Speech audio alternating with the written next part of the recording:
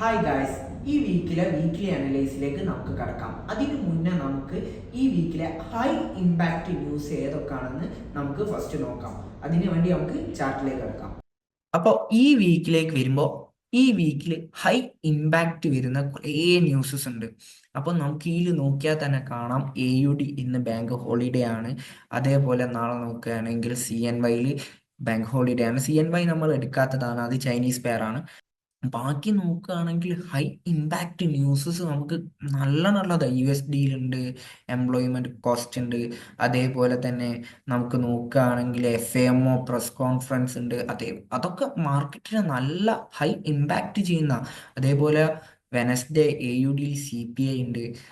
ഇതൊക്കെ എന്ന് പറയുമ്പോൾ മാർക്കറ്റിൽ നല്ല വോളിയം ഉണ്ടാവും. അപ്പോൾ മാനിപ്പുലേഷൻ നല്ലോണം ഉണ്ടാവുന്ന ടൈം ആയിരിക്കും. അത് നമുക്ക് ട്രേഡ് എന്ത് ചെയ്യാൻ പറ്റും, ആ സമയത്ത് അവോയ്ഡ് ചെയ്യുന്നതാണ് ഏറ്റവും നല്ലത്. മാർക്കറ്റിൽ നമുക്ക് എന്ത് ചെയ്യാം, അവോയ്ഡ് ചെയ്തിട്ട് നമ്മുടെ ക്യാപിറ്റൽ പ്രൊട്ടക്ട് ചെയ്യുന്നതാണ് ഏറ്റവും നല്ലത്. ഇനി നമുക്ക് ചാർട്ടിലേക്ക് വരാം. അപ്പൊ ചാർട്ടിലേക്ക് വരുമ്പോൾ XAUന്റെ ചാർട്ടിൽ നമ്മൾ പറഞ്ഞ പോലെ ഒരു നല്ല ബുള്ളിഷ് ഫോമായി നമ്മൾ പറഞ്ഞ പോയിന്റിന് ഒരു റിവേഴ്സലാണ് ഇപ്പൊ നടക്കുന്നത് മാർക്കറ്റിൽ. ഈ ലിക്വിഡിറ്റി സ്റ്റിൽ പെൻഡിങ് ആണ്. ഇത് ഒരു ഹോൾ ടൈം ഹൈയും കൂടിയാണ്. അപ്പോൾ ഇത് എന്താണ്, പിന്നെ ഒരു റിവേഴ്സൽ ആയിട്ടാണ് വരുന്നത്. നമുക്ക് ഡെയിലി ക്യാൻഡിലേക്ക് ഇടുമ്പോൾ നമുക്ക് ഇവിടെ ഒരു റിജക്ഷൻ ക്യാൻഡിലാണ് ഫോം ആയത്. അതിനുശേഷം എന്താ പറ്റിയത്, ഒരു സെല്ലേഴ്സ് നല്ല പുഷ് തരുന്നുണ്ട്. ഇനി മേ ബി മാർക്കറ്റ് എന്ത് ചെയ്യാനായിരിക്കും ചാൻസ്, ഈ ഒരു FEGയിലേക്ക് വരാനായിരിക്കും മാർക്കറ്റിന് ചാൻസ് കൂടുതൽ. എന്നിട്ടായിരിക്കും ഒരു പുഷ് ബാക്ക് തരിക. അപ്പോൾ ഡെയിലിയിൽ അതാണ് വ്യൂ. അതിന് ശേഷം നമ്മൾ 4 ഹവറിലേക്ക് നോക്കുകയാണെങ്കിൽ 4 ഹവറിൽ മാർക്കറ്റിന് ഒരു ചേഞ്ച് ഓഫ് ക്യാരക്ടർ തരണമെങ്കിൽ മാർക്കറ്റ് എവിടെ എത്തണം, ഈ ഒരു പോയിന്റിൽ എത്തണം. ഈ പോയിന്റിൽ നിന്ന് മാർക്കറ്റ് ലിക്വിഡിറ്റി സ്വീപ്പ് ചെയ്തിട്ടായിരിക്കും നമുക്ക് ആ ഡെയിലി FEGന്ന് മാർക്കറ്റ് മുകളിലോട്ട് വരാൻ ചാൻസ്. അപ്പോൾ ഒരു ലിക്വിഡിറ്റി പോയിന്റ് കൂടി കിട്ടി, ഒരു EDMും കൂടിയാണ് XAUയിൽ കിട്ടിയത്. അപ്പോൾ മാർക്കറ്റ് എന്ത് ചെയ്യും, ഈ ഒരു ലിക്വിഡിറ്റി സ്വീപ്പ് ചെയ്യാൻ മാർക്കറ്റിൽ ചാൻസ് കൂടുതലാണ്. അപ്പൊ നമുക്ക് EURUSDന്റെ ചാർട്ടിലേക്ക് വരാം. EURUSDയിൽ നമുക്ക് നോക്കിയാൽ കാണാം, നമ്മൾ കഴിഞ്ഞ വീക്കിൽ പറഞ്ഞതുപോലെ എന്ത് തന്നിട്ടുണ്ട്, ഹാഫ് FEGന്ന് മാർക്കറ്റ് എന്ത് ചെയ്ത് റിവേഴ്സൽ സൈൻ തന്നിട്ട് ഒരു ബുള്ളിഷ് ക്യാൻഡിലാണ് നമുക്ക് കഴിഞ്ഞ വീക്കിൽ ഫോം ആയത്. നമ്മുടെ പ്രഡിക്ഷൻ കറക്റ്റ് ആയിരുന്നു. മാർക്കറ്റ് എങ്ങനെ വന്നു, അവിടുന്ന് ഒരു റിവേഴ്സൽ തന്നിട്ടുണ്ട്. അവിടുന്ന് നമുക്ക് ഇനി ഈ വീക്കിലേക്ക് നോക്കുകയാണെങ്കിൽ മാർക്കറ്റ് ഇപ്പോൾ ഒരു സ്റ്റിൽ FEG ഇവിടെ ക്രിയേറ്റ് ചെയ്തിട്ടുണ്ട്. നമുക്കറിയാം ഈ വീക്കിലത്തെ ക്യാൻഡിൽ ഫുള്ളായിട്ട് ഫോം ആയാലേ നമുക്ക് എന്ത് ചെയ്യൂ, ഇതൊരു FEG ആണെന്ന് മനസ്സിലാവും. അപ്പോൾ നമുക്ക് എന്ത് കണക്കാക്കാം, മാർക്കറ്റിൽ ഇവിടെ ഒരു ബാരിഷ് ക്യാൻഡിൽ ഫോം ആവുന്നുണ്ട്. അപ്പൊ നമുക്ക് ലോവർ ടൈം ഫ്രെയിമിലേക്ക് വന്നാൽ മാർക്കറ്റ് നല്ലൊരു ബുള്ളിഷ് ഫോമിലാണ് ഉള്ളത്. ഇപ്പോൾ ഉള്ള ക്യാൻഡിൽ എന്ന് പറഞ്ഞാൽ ഇന്നത്തെ ക്യാൻഡിൽ ഫോം ആവുന്ന ഇതുവരെ ഒരു ബെയറിഷ് ഫോം ആയിരുന്നു.